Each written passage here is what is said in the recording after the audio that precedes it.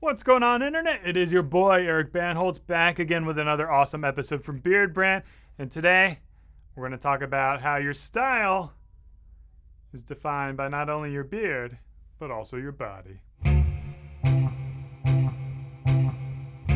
So, I got this idea from watching Jeff Von Cristiano's 5 Top Tip Secrets.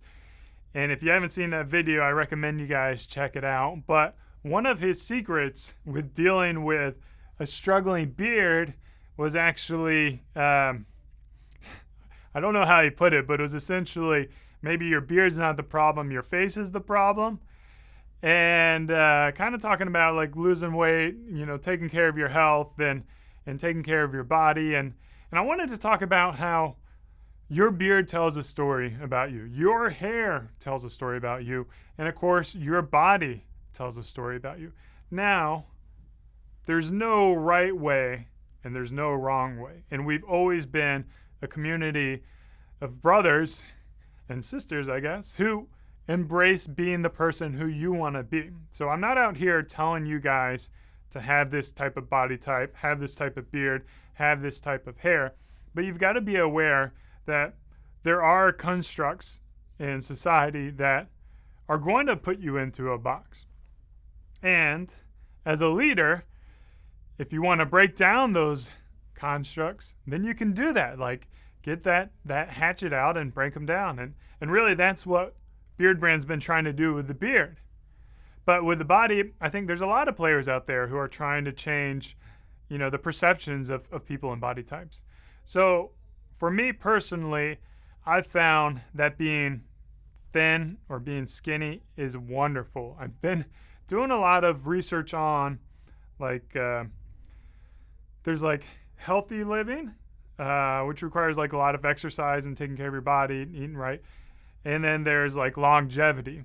And a lot of times, it's like the Venn diagram. They kind of overlap a little bit. But sometimes, something that will lead to a longer life may not necessarily make you any more or less healthy, and something that isn't going to detriment like your today health may detriment how long you're going to live. So one of those big things for me, I've done recently, I've cut out a lot of sugars. I've cut out a lot of alcohol from my life. I've cut out a lot of cream out of my coffee. I've learned to love the taste of water. This was something that was completely foreign to me back when I was in college. I would drink probably like 4 or 5 Cokes a day. And I found that finding that appreciation for water is really a wonderful thing, to have that craving to go and pour yourself a nice cold cup of water. It's cheaper and it's healthier. And the best way that I found doing it is learning to love drinks that are generally not very tasty. Like, let's be honest, coffee by itself is very bitter. Alcohol is bitter, beer is bitter by itself. And then whiskey, I've loved and I've learned to love the flavor of whiskey. And those are things that when you drink that in combination to water, then water tastes so much sweeter.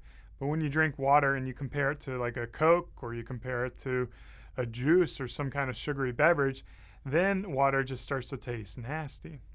Now I want you guys to think about your body and the foods that you intake as an odometer on a car. Pretty much the amount of food that you take in is like the amount of miles that you get on your car. So the more miles you put on your car, the shorter it's going to live, generally speaking. Now there's some cars out there with 1 million miles, and there's some cars out there that die at 100,000. But if you can lower the amount of calories you're taking in, you're putting less of a strain. And it's kind of counterintuitive, but like the guys who consume tons of calories to bulk up, to mass up, they're actually shortening the longevity of their body in general.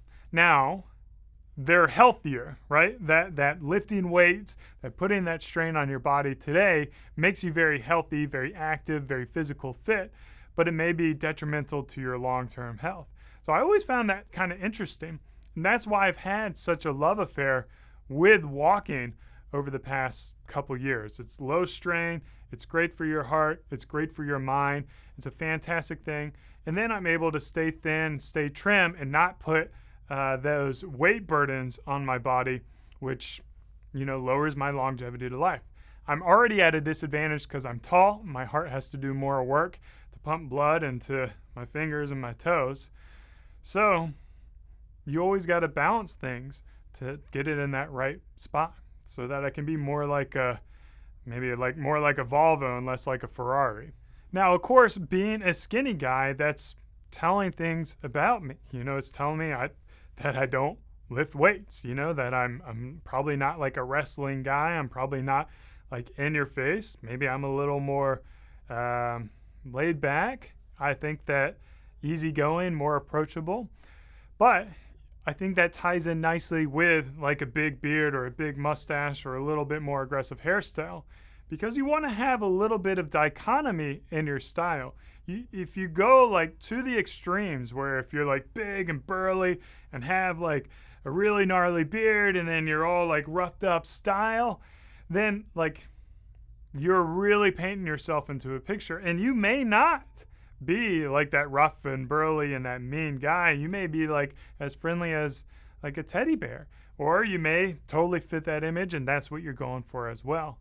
But really, like, understand that because you have control over your style, because you have control over your beard, because you have control over your hair, your body type, and the clothes that you wear, you can really tell the story to the world that you want to tell.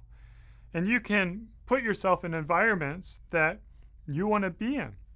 If you want to chase the corporate ladder, if you want to, look polished and be a presenter, if you want to be like a beach bum and laid back, like all those things will come into play with your body type, style, hair, and beard. So I want you guys to just take a moment to think about that and look at yourself from, a perspective of someone else. Step away from your perception of yourself in the mirror and think about, what is the story that I'm telling? Now, is this story something that I want to tell? Is this story something that fits in with the people that I want to be around? Or do I have the balls and the kahunas to say, I'm not fitting this mold and I want to change the mold. I want to change the way society views people like me. So I think you guys have the power to do it and unite your fellow brothers and sisters. As always, thanks for watching. Cheers. Keep on growing. Now that you've made it to the end of the video, go ahead and treat yourself to some fine Beardbrand products over on our shop. If you're not already a subscriber, be sure to do that. And finally, keep on watching some more of our awesome videos.